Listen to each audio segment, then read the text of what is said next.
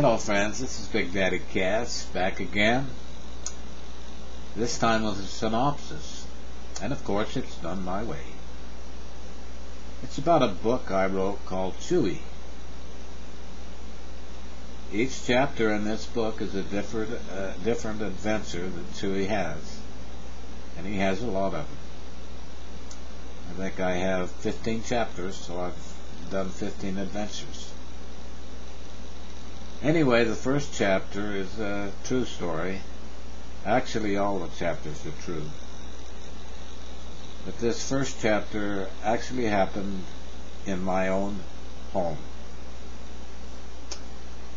And I've used a letter that I wrote to my daughter Connie, who happens to collect my rents for me, as a synopsis to this book, to this chapter. And this is the letter that I wrote to Connie. Dear Connie, I can't believe I missed all the excitement Sunday morning. I just spoke to Marge and she told me the whole story. What a captivating yarn. I think I'll write a book called The Misadventures in Cass's Domain.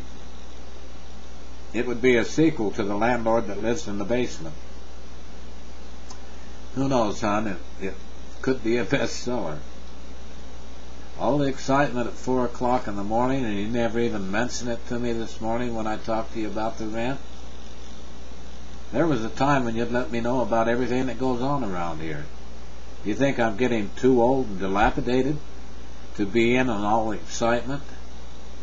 Hell, it's that kind of thing that keeps this old man's adrenaline at peak performance. Marge and Dee gave me their version of the whole exciting episode. Let me tell you what they had to say, and then you tell me whether they've exasperated or not. A fellow by the name of Paul Harvey has been a guest in Dee and Marge's for quite some time, for reasons unknown. Anyway, Paul and his brother and the man next door and Dee, earlier on in the evening, were drinking beer and having a party out in the neighbor's yard. Dee left early because he has a bipolar condition, and he was afraid that if he drank too much he might get in trouble. I gathered that after Dee left, that's when all the shit hit the fan. This, of course, was before the police became involved, and my place was lit up like the 4th of July. The men that stayed at the party got drunk and became obnoxious, and a fight broke out between Paul and his brother.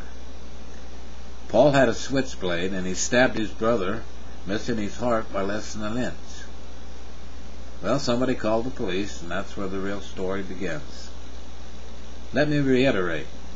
First of all, I really like Marge and respect her for the way she provides for all of her children, especially her dogs.